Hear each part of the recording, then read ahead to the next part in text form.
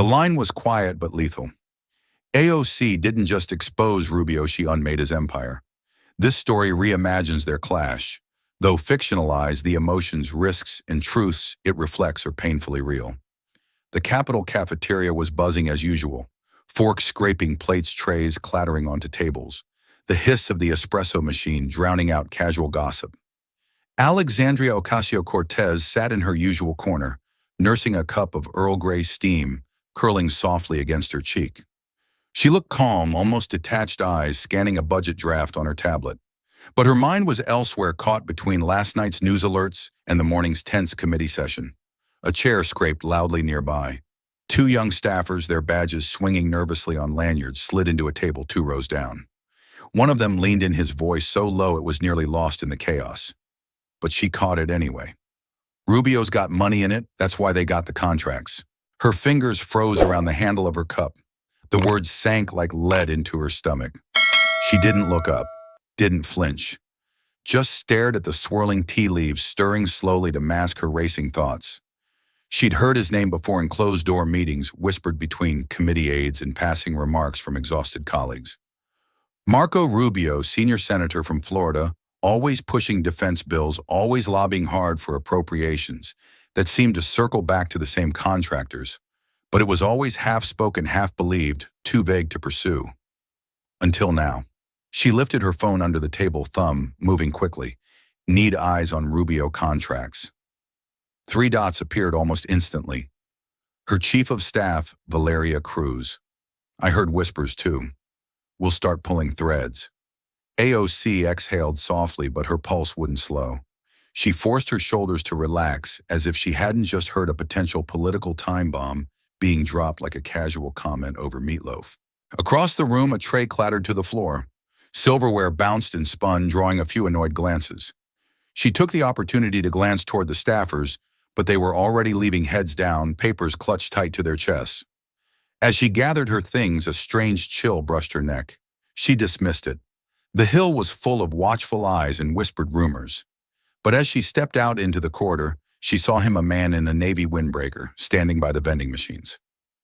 He wasn't eating, wasn't scrolling his phone, just standing there, hands deep in his pockets, eyes locked on her for a fraction too long, before turning abruptly down a side hallway.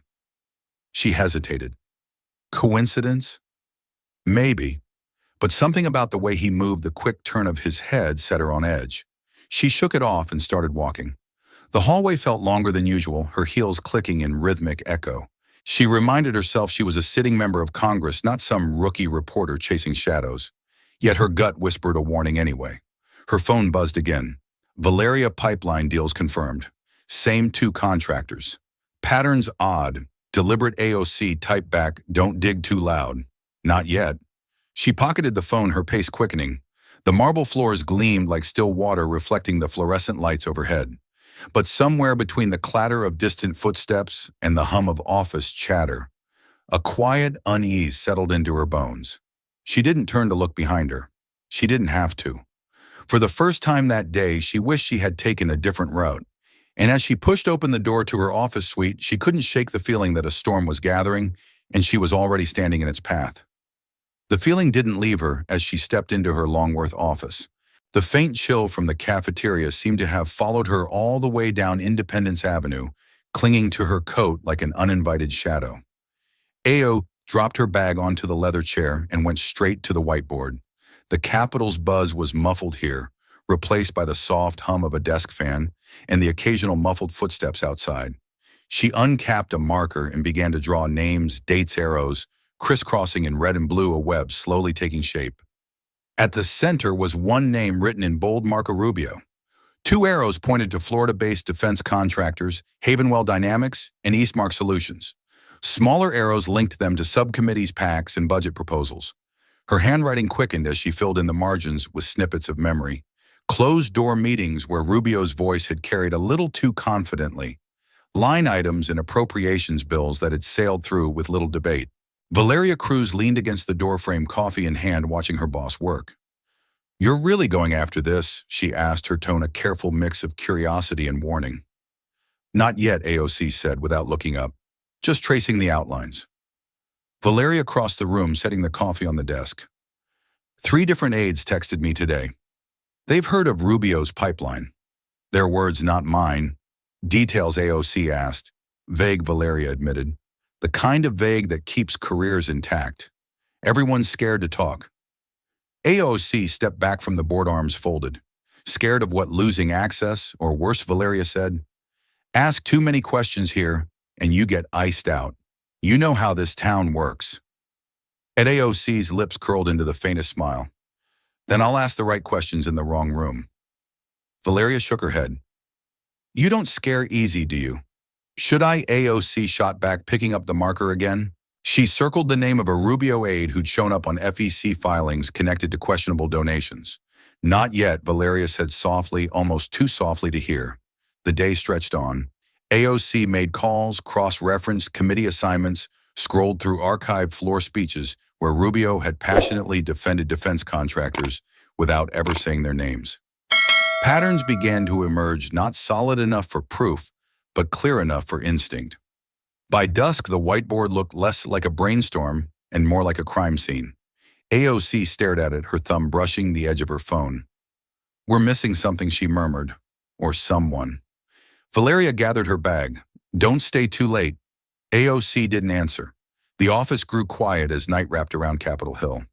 Alone now, she sat at her desk, light from the screen illuminating her face. She drafted a few questions for tomorrow's committee meeting, her mind running through possible answers, possible denials. Her phone buzzed, startling her. Unknown number. She hesitated, thumb hovering over the screen. A text appeared. You're right, but you're not ready. Her eyes narrowed.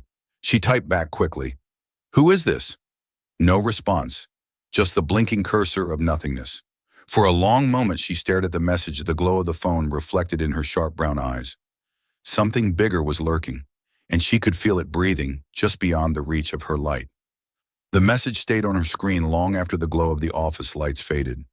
She hadn't slept well, every sound in her apartment amplified by the silenced water pipes, knocking the hum of the refrigerator footsteps in the hallway that she told herself were just her neighbors. Morning came gray and heavy, the air outside thick with the kind of fog that made even familiar streets seem foreign. Her phone buzzed again as she wrapped her scarf around her neck. Another text, the same unknown number. Meet me. Bottom escalator, Union Station. Navy windbreaker. Alone. She stared at it, thumb hovering over the reply. Valeria paced near her desk, her dark eyes sharp with unease. This screams set up, Alex. You know that, right? I know, AOC said softly. She scrolled back to the first message. You're right, but you're not ready, so don't go, Valeria pressed. Or at least take someone. That's not what they asked for. Since when do you take orders from ghosts on burner phones? AOC allowed herself a small smile that didn't reach her eyes. Since the ghost burn started sending me roadmaps. You're going to get yourself on every watch list in DC. Probably already am, AOC muttered. She grabbed a pen and wrote on a yellow sticky note in her precise hand. Union. Watch your phone. Call if no text in 45. She stuck it to Valeria's laptop. If I don't check in, call it in. Valeria folded her arms. Alex, this isn't just digging around anymore. You're playing with matches in a fireworks factory. Matches don't light themselves, AOC said, already pulling on her coat. The drive to Union Station was uneventful, but her fingers drummed against the steering wheel the whole way, an unconscious metronome for the thoughts racing in her head. The garage smelled faintly of oil and wet concrete. She pulled the brim of her cap lower and blended into the throngs of morning travelers. Businessmen dragging sleek suitcases, families herding children still clinging to juice boxes, college students staring blankly into their phones. The crowd moved with a steady rhythm, and she let herself flow with it, careful not to look like she was searching. She found her way to the bottom escalator near the food court, where the hum of conversation was replaced by the clatter of luggage wheels. AOC stood by a vending machine, pretending to study the train schedule flashing above. Her heart thudded. She kept her breathing steady. Then she saw him. Early 30s, clean-shaven, pale in a way that suggested weeks of lost sleep. Navy windbreaker zipped to his chin, hands deep in pockets. His eyes flicked nervously from one passerby to the next until they landed on her. For a moment, neither moved. Then he gave the faintest nod and walked toward the stairwell beside the bookstore. She followed footsteps, light her senses taut like a wire. No words yet, just the sound of shoes on concrete and the hiss of the station air vents. He stopped in a dim corner by a service door, shoulders hunched as if trying to fold himself smaller. "You don't know me," he said quickly. His voice was low, hoarse. "And I'm not doing this again." "Why now?" she asked. He looked past her, scanning for anyone who might be listening. "Because he's not who he says he is, and someone needs to stop him before this gets worse." He pulled a manila envelope from his jacket, thick the edges, slightly frayed. Emails, money trails, internal memos. It's enough to show how deep he's tied in. She reached for it cautiously. "And your name doesn't matter. You didn't get this from me."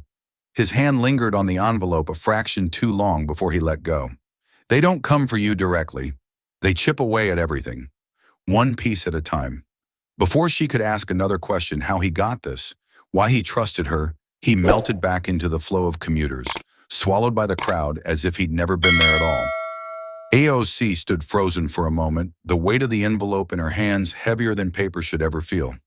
It wasn't just documents she was holding. It was a matchbox, and she could already smell the smoke. The manila envelope felt heavier with every block she walked, as though it carried not just paper, but the weight of 1,000 locked doors creaking open. By the time AOC reached her apartment, her hands were clammy, her mind racing through possibilities she couldn't quite name. She locked the door behind her, drew the curtains tight, and set the envelope on the dining table. The sound of tearing paper was deafening in the quiet room. Inside, neatly stacked pages, photocopied emails with highlighted lines, wire transfer printouts, internal memos stamped confidential. She spread them out in rows like cards in a high-stakes game. Names and numbers danced across her vision, a dizzying constellation of Delaware shell companies, PAC donations and offshore accounts registered to unfamiliar initials. Her fingers traced a single number over and over, 246 $246 million had flowed through a tangled web of accounts, each layer designed to lose the scent. Her stomach tightened. One memo caught her eye. The subject line read, "Expedite, HWD contract." The body was blunt, almost careless. "Rubio's guy says push it through. Ignore baseline requirements. We'll deal with oversight later." She whispered it aloud, testing the words on her tongue as though they might dissolve into something less damning. But they didn't. They sat heavy in the air, reeking of impunity. Her phone buzzed, jolting her back. Valeria Cruz stepped into the apartment. Moments later, the portable scanner tucked under her arm, eyes darting toward the scattered papers. "Jesus, Alex," she said, setting the device on the counter. "This isn't just bad optics. This is federal prison time. For all of them." AOC didn't answer immediately. She stood over the table, arms crossed, staring at the documents as if trying to will them into a coherent timeline. Valeria picked up one of the wire transfer sheets, her brow furrowing. "This isn't sloppy. This is intentional misdirection. Layers of fake LLC's donations disguised as education grants, even offshore consulting bonuses. Smart, but not airtight." AOC pulled out a chair and sat, her movements deliberate, her breathing shallow. "It's deeper than I thought." "Deep enough to bury anyone who pokes around," Valeria warned. AOC met her gaze, her voice even but edged with steel.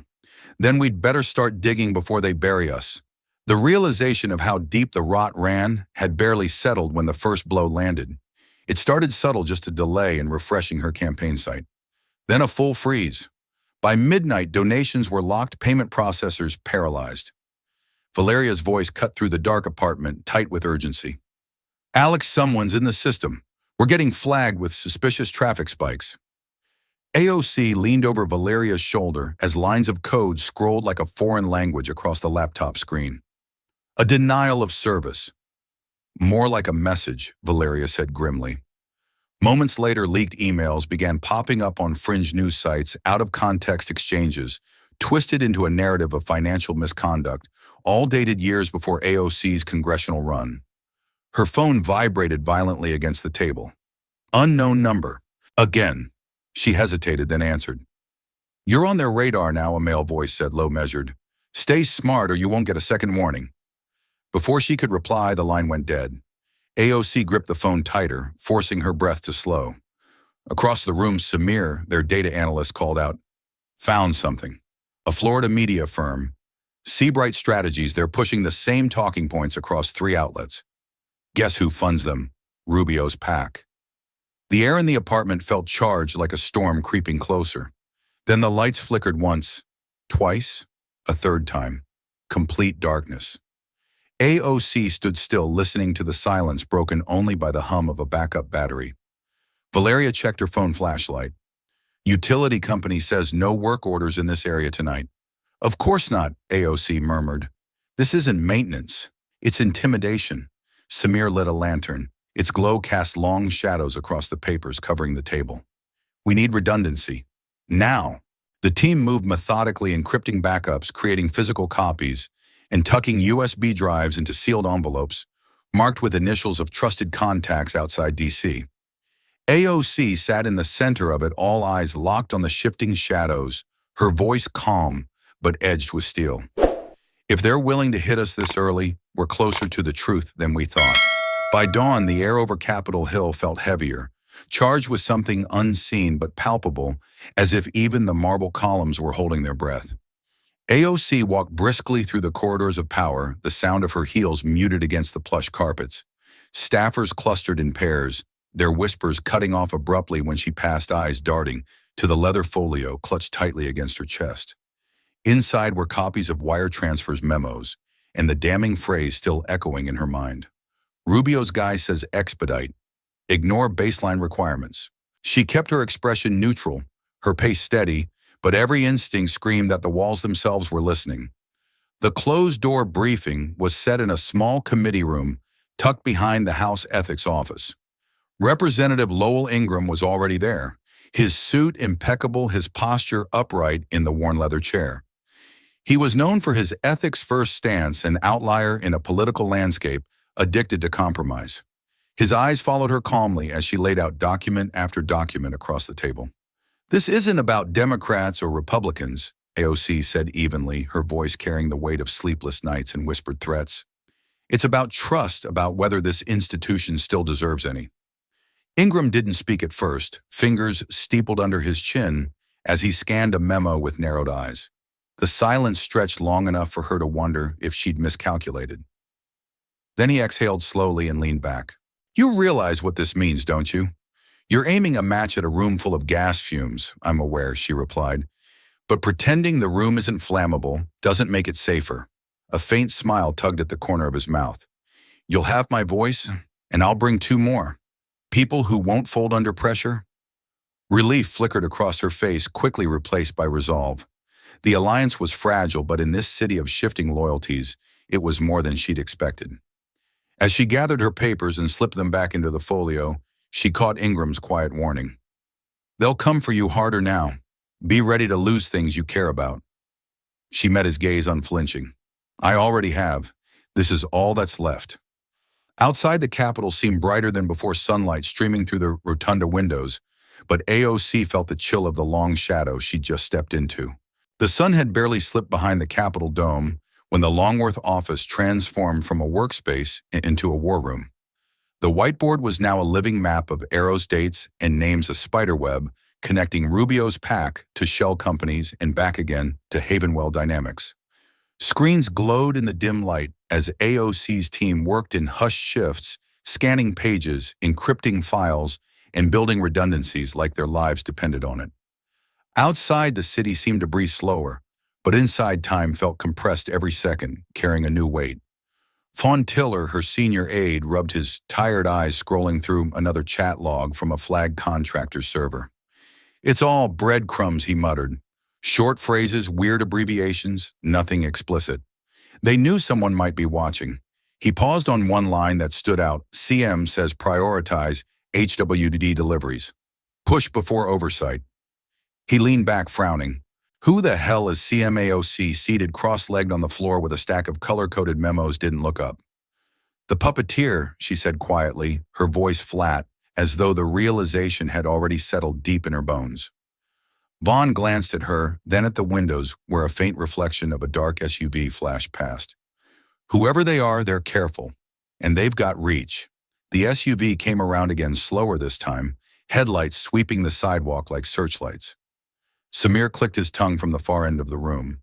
If they're circling now, it's not intimidation anymore. It's reconnaissance.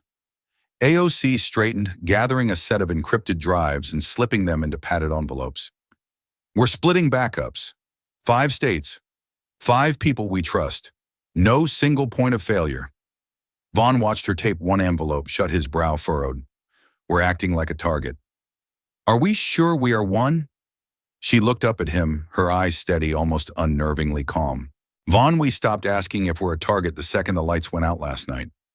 Outside, the SUV disappeared down the block, but the silence it left felt louder than any engine.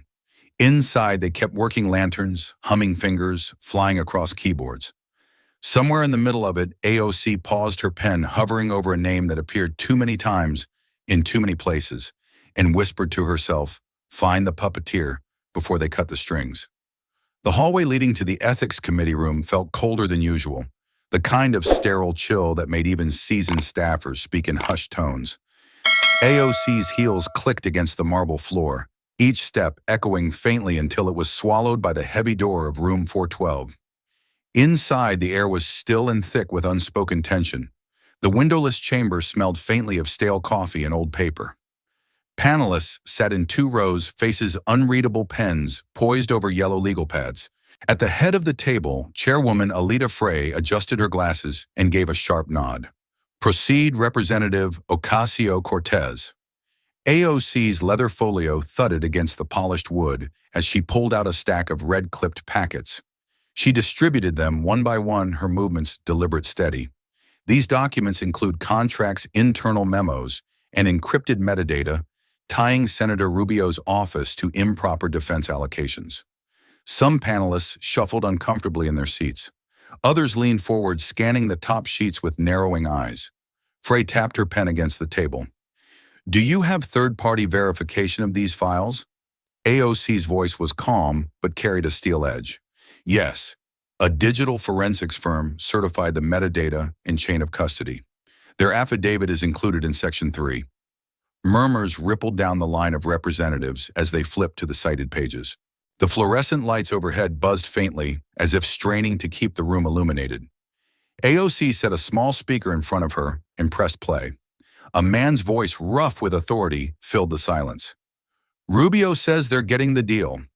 Make it happen. I don't care what the audit says. A sharp intake of breath from someone at the back broke the stillness. Papers rustled louder now. One panelist, an older man with a thick accent, muttered under his breath, "This is bigger than Rubio." Across the room, a younger congresswoman shot him a warning glance. But it was too late. The words had already sunk into the room like a stone dropped in water. Chairwoman Frey's expression hardened. Representative Ocasio-Cortez, what are you requesting of this committee? A formal ethics probe, AOC said without hesitation, and immediate referral to the DOJ for independent investigation. The room held its collective breath. Then slowly a hand went up at the far end of the table. I second the motion, said Representative Lowell Ingram, his voice cutting clean through the murmurs. One by one, other voices followed, hesitant at first, then stronger. The motion passed. It wasn't a cheer that followed, but a heavy, knowing silence. AOC gathered her papers, her hands steady, though her pulse thundered in her ears. As she stepped out into the hallway again, the air felt heavier, almost electric.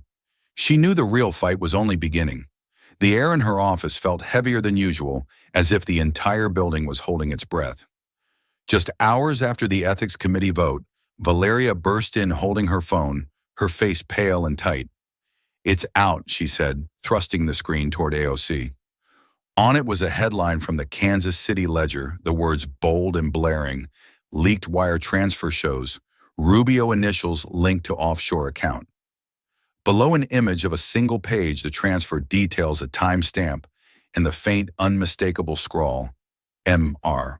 AOC took the phone, her thumb brushing against the screen as she read it again and again. One page, just one. And yet it felt like the entire dam had cracked. Who leaked it, she asked quietly. Valeria shook her head. Could be anyone. A committee member. A staffer. Hell, maybe even someone trying to force DOJ's hand before Rubio's team rewrites the narrative. The office phone rang once, then again, then continuously. Reporters, donors, constituents. Outside muffled chants began to rise, distant at first, but growing louder with every passing minute. Vaughn peeked out the window. "You need to see this." Protesters had gathered at the Capitol steps, signs raised high. #Rubio, resign, no more corruption. Defend our democracy. By 9 a.m., the hashtag was trending nationwide. News helicopters circled above their rotors, a low, angry hum. AOC turned toward the TV mounted on the wall. Every major network was covering the story. On one channel, a scrolling ticker read, "Senator Rubio under formal investigation, ethics probe expands." She watched as pundits debated heatedly. One commentator sneered, calling it a partisan witch hunt. Another countered, voice sharp with indignation. "If even half of this is true, this is treasonous behavior." Then Rubio's office released a terse statement read aloud on air. "Senator Rubio has always acted in the interest of national security and the American taxpayer. We will cooperate fully with any inquiries." Too late. The words fell flat against the roar of a public that had already made up its mind. AOC stood near her desk, arms folded, her expression calm, but her jaw tight. She could feel the shift in the air, the tipping point where whispers became shouts and shouts became action. Behind her, Vaughn's voice broke the silence. "They're scared now, but scared people are dangerous." She didn't flinch. Her eyes stayed on the ticker, tracking each letter, as if etching them into memory. "We're not done," she whispered, more to herself than anyone else, the words settling heavy like a promise. The night had been long, and the tension in the room clung like a second skin. Maps were spread across the table, dotted with troop positions and red lines showing borders that could ignite at any moment. Generals argued in clipped tones, advisors whispered about supply chains and airspace violations. But through it all, Hope sat quietly in the corner, legs tucked under her chair, hands clasped tight. She'd been listening for hours, her eyes following each person as they spoke, but her mind was somewhere else entirely. Finally, as another heated exchange broke out, she spoke not loudly but with a steady calm that cut through the noise. "What if the people didn't want this war?" The room stilled. One general frowned. "What are you suggesting, child?" Hope straightened her small voice somehow, carrying weight it hadn't before. "Two armies may want war, but millions of voices can demand peace." A few advisors exchanged skeptical glances. One muttered idealism, nothing more. But Hope continued, her words deliberate. "Use social media, radio, grassroots groups. Let ordinary citizens speak, not just here, but on both sides of the border. Flood networks with messages of peace, videos, photos, stories of what they'll lose if this war happens. If enough people refuse, maybe the leaders will listen." Someone scoffed, but an older advisor rubbed his chin thoughtfully. "You're talking about information warfare. In reverse." Hope nodded. "Not war, not lies, just people telling the truth. Families talking about their sons and daughters, farmers about their fields, teachers about their students. If they all speak at once, it's harder for anyone to ignore." The room fell silent again. The president leaned forward, fingers steepled, his expression unreadable. "And you think hashtags and radio calls will stop tanks?" Hope didn't blink. "No, but maybe they'll stop the hands giving the orders." Her words hung there, soft but sharp, and for a moment no one seemed to know how to answer. Outside, the night was quiet except for the distant hum of engines, a reminder of how close the world was to unraveling. Inside, though, something subtle shifted, like the first crack of light before dawn. The pause after Hope's words felt like a held breath in the war room, sharp and fragile. Then it broke, not with agreement, but with laughter, low at first, then louder, from one end of the table. A decorated general leaned back in his chair, his ribbons catching the dim light as he shook his head. "Tweets and hashtags will stop bullets, absurd." Another joined in, smirking as he tapped his pen against a folder, thick with troop movement charts. "We're on the brink of a full-scale conflict, and you're suggesting we counter with social media campaigns?" The room buzzed with muted chuckles, advisors whispering, hands covering half-smiles. Hope's face didn't change. Her hands rested folded in her lap, her eyes steady on the maps in front of her, as though she could see beyond the red lines and dotted artillery placements. She spoke again softly, but with a clarity that silenced some of the snickering. "If you send them to fight, it won't be charts and plans that burn. It'll be their homes, their families, their futures. What if they were loud enough to say no before it's too late? One of the younger staffers opened his mouth to argue but stopped when President Traoré shifted forward, his elbows resting on the polished table. His gaze swept over the room and the laughter began to die like candles in a draft. Perhaps absurdity, he said slowly, is exactly what we need to save lives. A hush fell. Traoré's voice carried none of the hesitation that had marked earlier meetings. We've spent weeks preparing for war, the same way it's always been done, meetings, mobilizations, escalation, and yet here we are, teetering on the edge. He nodded toward Hope. What she proposes is unorthodox, yes, but how many orthodox solutions have delivered us peace? The general shifted uneasily. One spoke, his voice measured now. With respect, Mr. President, it's naive to believe public opinion can override the machinery already in motion. Traoré didn't flinch. And it's naive to believe that machinery is invincible. We have underestimated people before, to our regret. He turned to Hope. How would you start? She met his eyes without hesitation. With one message, one story at a time. Broadcast them, share them, let them grow. Fear spreads fast, but so does hope. Traoré leaned back slightly, a faint smile at the corners of his mouth. Then perhaps it's time we test which spreads faster. Outside the war room, the storm clouds gathered thicker than ever, but inside the first fragile seeds of a different kind of resistance had taken root. The tension in the war room was suffocating, thick as smoke. Papers rustled, boots tapped faint rhythms against marble, and the digital clock on the wall ticked off seconds like a metronome, counting down to disaster. Generals argued in clipped sharp tones, their voices rising and falling like the rumble of distant artillery. But Traoré sat still, eyes fixed on a single point on the table where a folded sheet of orders waited for his signature. The room wanted certainty, action, a strike that would silence critics and rally allies. Yet his mind echoed with Hope's words. 2 armies may want war, but millions of voices can demand peace. He rubbed his temples, feeling the weight of lives pressing down like stones. One general leaned forward, his voice calm but edged with warning. Sir, hesitation invites risk. Every hour we delay, we lose strategic advantage. Another chimed in, her tone blunt. Respectfully, this isn't the time for idealism. 72 hours without action could embolden the other side. Traoré's gaze lifted slowly, scanning the faces of his advisors. He let the silence stretch until the confidence in their eyes flickered into unease. Or it could give us a chance, he said quietly. A chance not to bury fathers and sons in 2 nations. The room stilled. Valeria, his communications director, spoke up cautiously. Are you saying I'll give her plan 72 hours? Traoré interrupted, his voice firm now. 3 days before I sign those orders? If it fails, we proceed. Gasps whispered through the room. Someone muttered, this is madness. But Traoré ignored them. His decision was made. Across town in a studio hastily set up with cameras and lights, Hope stood on a small stage.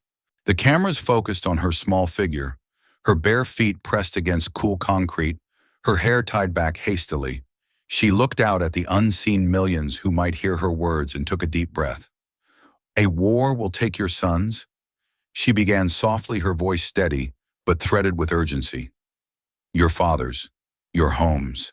It will burn your fields, empty your schools, and leave your streets silent except for the sound of grief.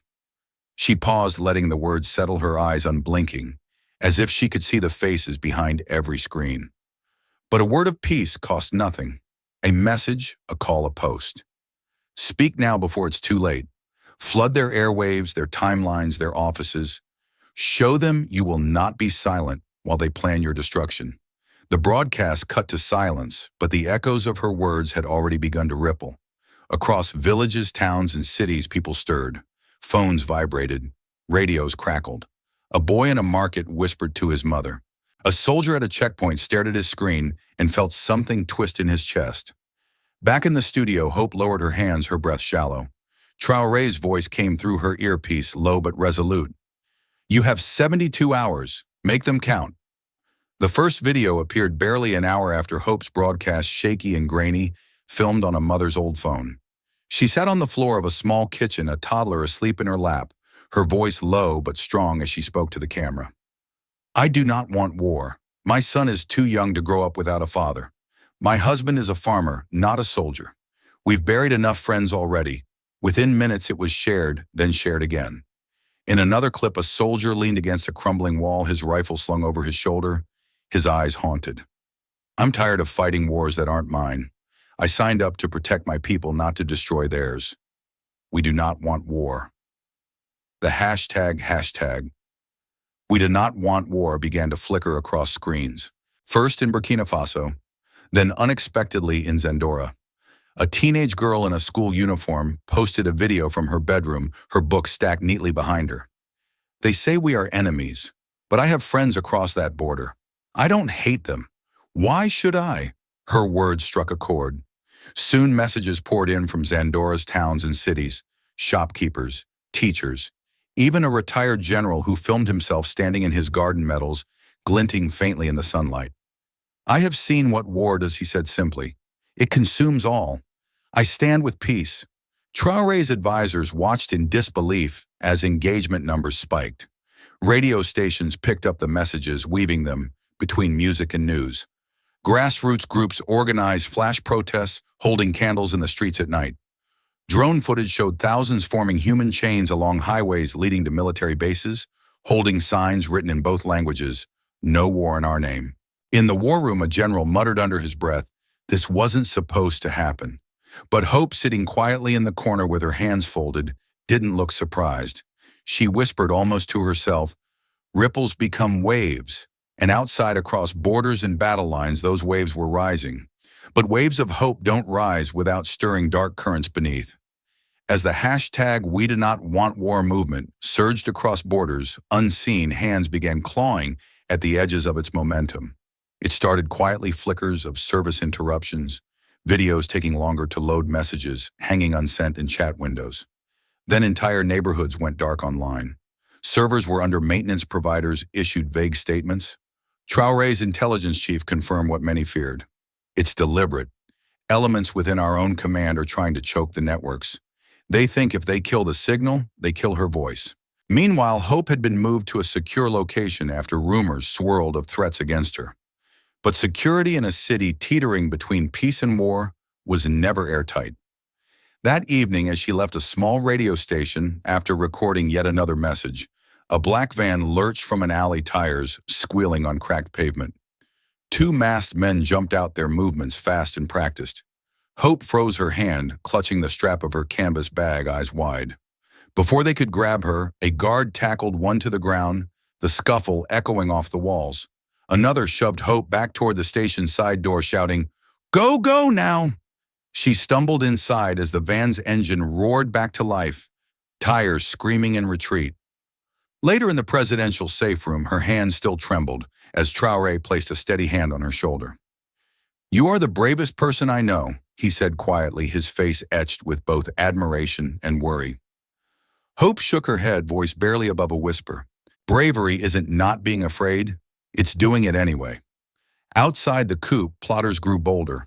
They weren't just trying to silence a girl, they were trying to strangle a movement.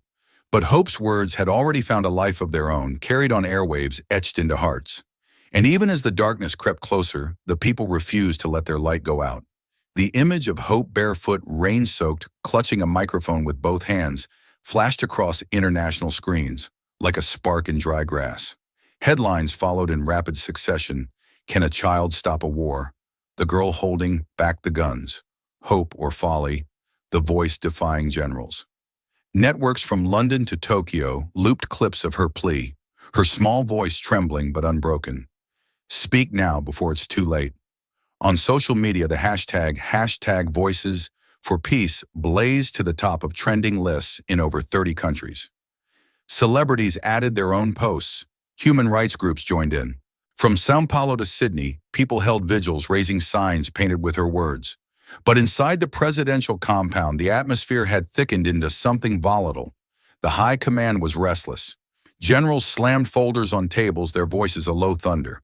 "This campaign has undermined our authority," growled one, his uniform immaculate, his jaw set like granite. "It's emboldened the other side and made us look weak." Another jabbed a finger at Traoré. "This must stop. Recall the girl. End the broadcast. Give us back control." Traoré remained seated, his hands clasped loosely, his expression unreadable. Outside chants drifted up from the streets. No war in our name. He could hear them, even here, faint but insistent. Hope, seated in a corner of the room, said nothing. But her eyes were fixed on Traoré, wide and unblinking. The weight of 1,000 voices, 1,000 futures, seemed to press into the room. At last Traoré spoke, his voice low but carrying. Control is an illusion. What we have is a choice to listen to the people or silence them and light the match ourselves. The room fell silent. The generals exchanged wary looks, but no one spoke. Outside, the world watched, waiting to see if a child's courage could rewrite the fate of nations. The war room had never felt so suffocating. The air hung thick with the scent of old wood polish and fear disguised as resolve. The heavy double doors slammed shut behind President Traoré as he entered alone, his footsteps deliberate on the cold marble floor. Around the table, his top generals waited, their faces set like stone uniforms, crisp and gleaming under the harsh fluorescent lights.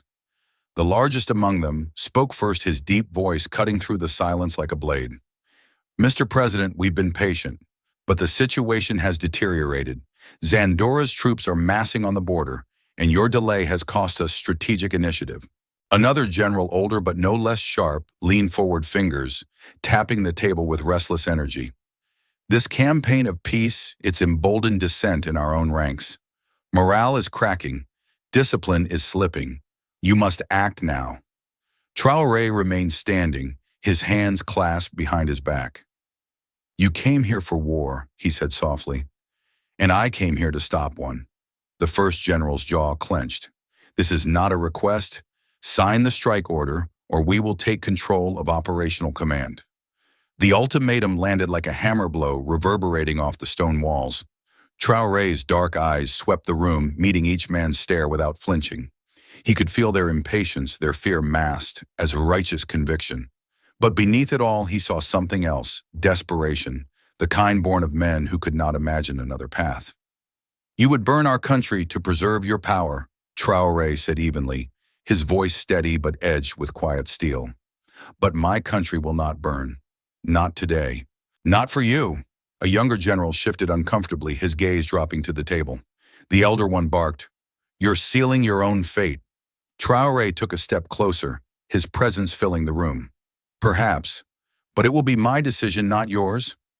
For a long moment, the only sound was the hum of the air vents. The generals exchanged tense glances, but none dared move. Outside the war room, faint chants echoed from the streets below. No war. No more blood. Traoré heard them and let the sound anchor him. This was the breaking point, not just for him, but for a nation on the edge of destruction. And for the first time, he felt the fragile weight of possibility beginning to tilt toward peace. The war room clock ticked past midnight, its hands cutting through the silence like a blade. Outside, the border that had been a line of fire for weeks was now eerily still. No gunfire, no engines rumbling in the distance. Just a heavy quiet that felt almost unnatural. Traoré stood by the window staring out at the city lights, his reflection faint against the glass. Behind him, aides whispered updates in hushed tones, their words sharp with disbelief. Valeria entered, tablet in hand, her face pale but her eyes lit with something he hadn't seen in days. You need to see this. She set the tablet on the table and pressed play. A shaky video filled the screen, a line of soldiers on the border, their rifles lowered, white cloths tied to the barrels waving softly in the night breeze. One by one, more soldiers appeared, stepping into frame, raising their hands to the camera. A young man in uniform spoke, his voice steady but heavy. We will not fight our neighbors. We were sent here to destroy, but we choose to stand down. We choose life. Another video followed, this time from the Zandora side. Soldiers there too, faces weary, eyes hollow from sleepless nights, stood waving white flags, some holding hand-painted signs, no war. Not our war. The room was silent as the feed ended. No one spoke. Even the generals seated stiffly in their chairs had no words. Traoré's jaw tightened, but his eyes softened as he watched the images replay in his mind. They made their choice before we could make ours, he murmured. The news spread like wildfire. International media erupted with headlines, soldiers refuse, orders demand peace, border defiance, Humanity over hostility? Global leaders weighed in within hours, urging both nations to seize the fragile moment. Under mounting international pressure and with images of dissent flooding his own streets, Xandora's leader appeared on state television. His expression was taut, his voice strained but resolute. In light of recent developments and for the sake of our people, we agree to immediate talks under international observation. Cheers erupted outside the presidential compound, echoing through the night air like distant thunder. Hope, watching from a small room upstairs, let out the breath she hadn't realized she was holding. "They listened," she whispered. Traoré turned from the window, at last his shoulders sagging as the weight of weeks seemed to melt off him. "No," he said quietly, almost to himself. They led. The courtyard outside the presidential compound was alive with thousands of voices, not of anger or fear, but of relief and joy. Flags waved in the cool morning air, their colors blending like ripples on water. From rooftops and windows, people leaned out, cheering, weeping, clapping, as news anchors shouted over one another, "Ceasefire confirmed." Talks to begin immediately. A war avoided. Cameras clicked like a rising tide as President Traoré stepped onto the podium, his face solemn but softened by something rare hope. At his side walked the small figure who had turned whispers into a movement. Hope's hand barely reached the height of the podium, her canvas shoes scuffed from endless days of running between radio stations and safe houses. Yet her presence seemed larger than the moment itself. Traoré looked down at her, his voice breaking slightly as he spoke into the cluster of microphones. Today, an 8-year-old girl saved 2 nations from war. When soldiers lowered their weapons and citizens raised their voices, they did not follow a leader. They followed a truth she reminded them of, that peace belongs to the people, not to governments or guns. The crowd roared, but Hope only looked up at him, her small brow furrowed in quiet thought. She leaned closer, her words almost lost in the noise. "It wasn't me. It was their voices.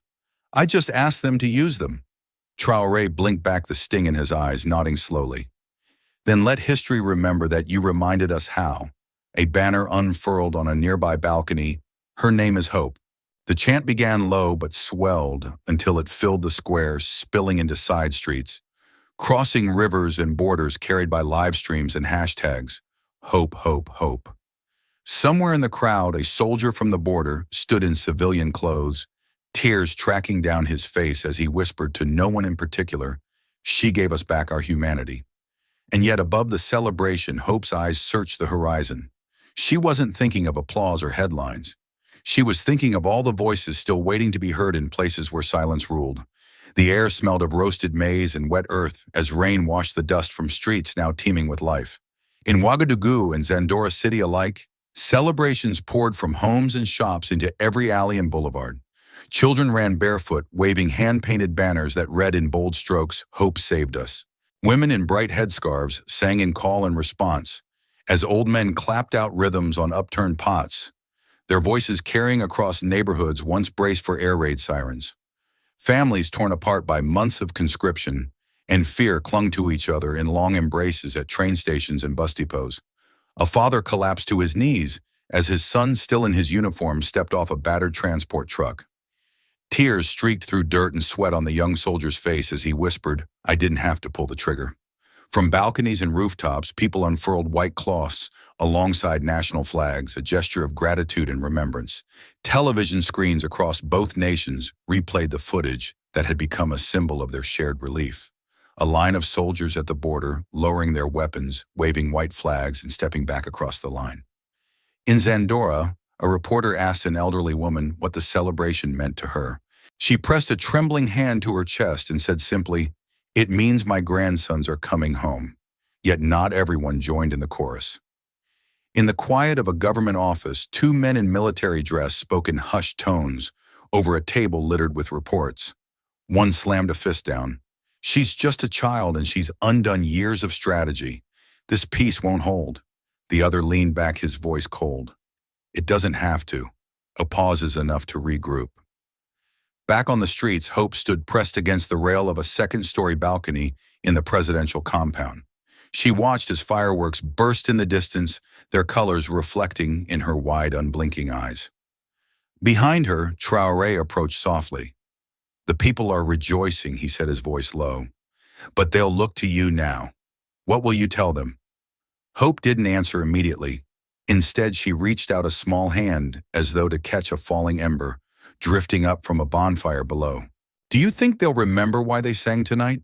She asked, her voice almost lost to the crackle of distant celebrations when the streets go quiet again.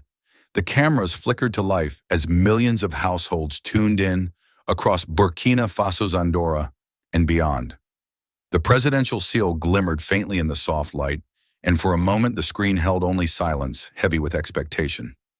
Then Traoré appeared standing alone at the podium, his posture straight, but his expression softer than the man who had once been labeled a strong man by foreign press.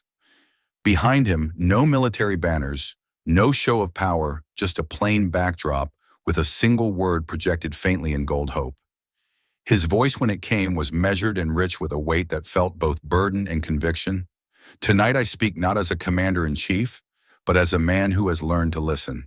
For too long we believed leadership meant strength of arm, swiftness of command, and the ability to silence dissent. But I have come to understand true leadership begins with humility, with the courage to hear even the smallest voices. Across villages and cities, families sat huddled around flickering screens. Mothers clutched sleeping babies. Farmers wiped dirt from their hands. Soldiers still in uniform stared with wet eyes as Traoré continued. An 8-year-old girl reminded us of that truth. She reminded me. When I was ready to sign an order that would have consigned thousands to death, she asked a simple question. Do we have to? And the world answered her. You answered her. He let the words settle, his eyes scanning the unseen millions. This is not her victory alone. It belongs to every mother who held her son tighter, every soldier who chose to lay down his rifle, every citizen who raised their voice instead of their fists. But we must not stop here. Peace is fragile if left unguarded. A faint murmur ran through the compound hallways as staffers and aides watched from screens mounted on walls. Traoré drew in a breath, his next words deliberate. Tonight I announce a new initiative. The Youth Peace Council, a platform for our children and young leaders to advise, question, and even challenge their government. Their voices will no longer be a whisper at the margins. They will shape the very center of our decisions. In the crowd outside, cheers erupted, but not all reactions were celebratory. In a darkened office across town, a former general slammed a glass onto his desk. He's giving them too much. This isn't leadership, it's surrender. Back on screen, Traoré's tone shifted softer, but with a quiet steel. We are standing in a rare moment when history asks who we are. Do we build a future on the bones of our past mistakes, or do we finally choose something better? He placed both hands on the podium, leaning forward slightly as though speaking directly to each listener. Leadership is not about commanding armies. It's about listening, even when the voices seem small, especially then. Hope watched from a side room, her hands folded tightly in her lap. She wasn't smiling. Instead, her gaze was fixed on the television, her brows drawn as if already sensing the weight of what was to come. As the screen faded to black and the applause outside grew louder, one question seemed to hang in the air, like a whispered challenge to every heart listening.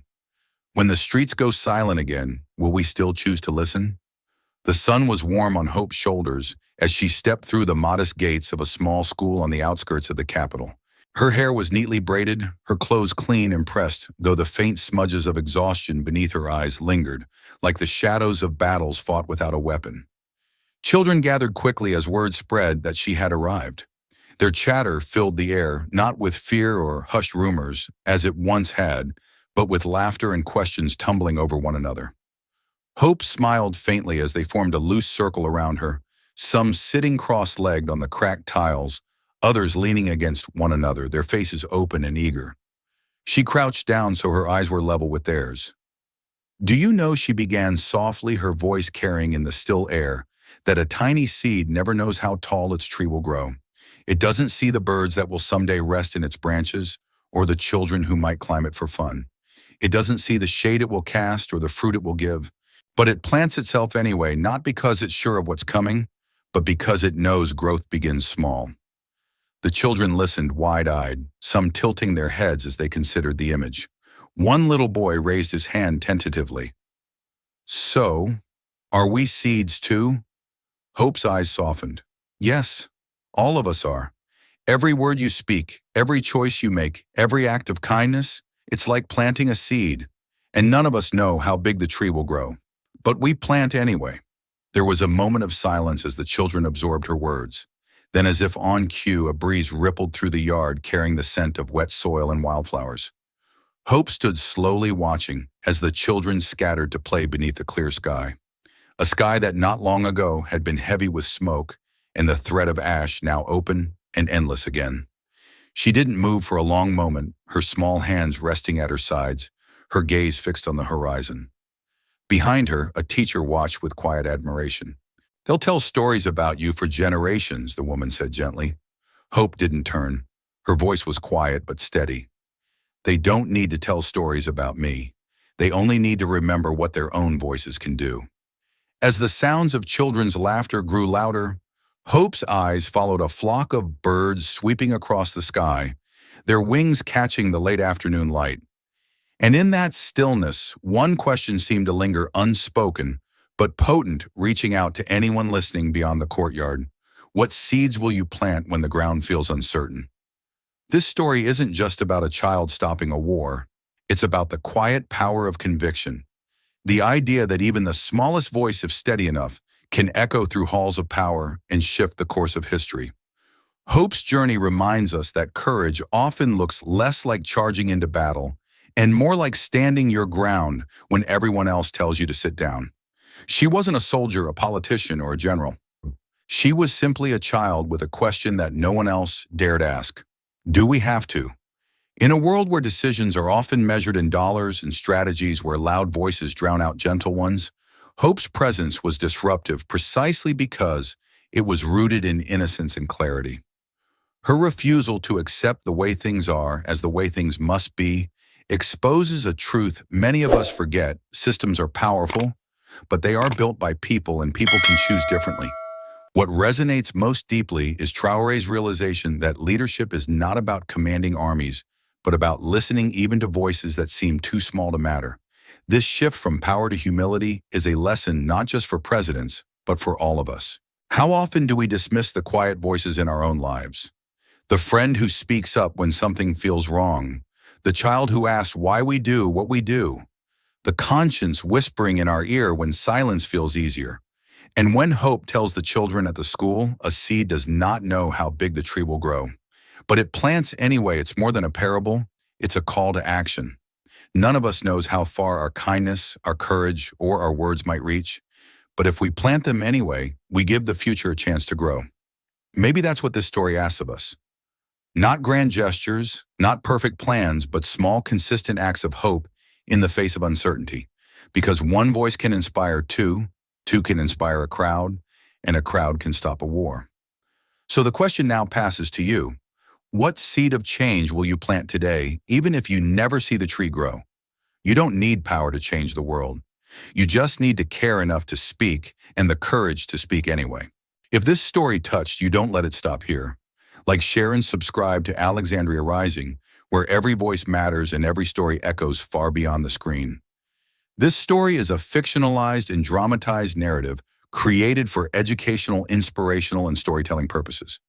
While it may be inspired by real public events, people, or societal issues, it includes imagined dialogue, reconstructed scenes, and character interpretations meant to highlight broader themes of justice, dignity, and resilience. Any resemblance to actual events or individuals beyond public knowledge is purely coincidental. We do not intend to defame, mislead, or harm, but to invite reflection and meaningful conversation.